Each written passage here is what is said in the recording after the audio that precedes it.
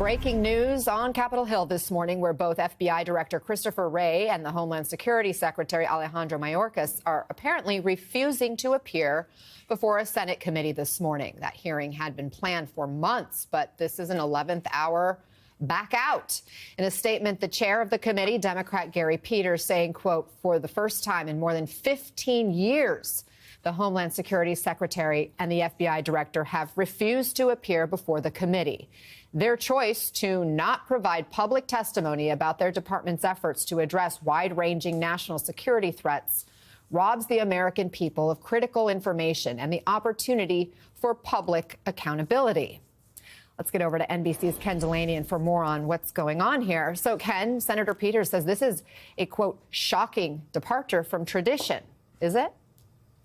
It is fairly shocking, Anna, in part because this hearing had been planned for weeks, and it was only on Monday that these two top officials decided that they weren't going to testify in public, and they did so both in the House version of this hearing and the Senate version. And it's pretty clear what's going on here. These two men are not expected to continue for very much longer in their jobs, and these congressional hearings are very unpleasant for them. They get grilled by members of both parties on all sorts of issues. They even get death threats in some cases after these hearings. And so they're choosing not to appear in public. Now, the FBI is saying in a statement to us that they have provided lots of information in public settings over the last year about all kinds of threats. And that's true.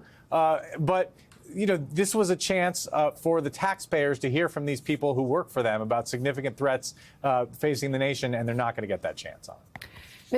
Mr. Mayorkas, he was a Biden appointee. He will leave his post when the next Trump administration begins. We know Governor Kristi Noem has been tapped to be Donald Trump's nominee for that position. Trump himself appointed Director Wray, though. So it's interesting that they seem to not see eye to eye anymore. You've been reporting he's on the outs. What has Wray done or not done that has Trump so unhappy with him?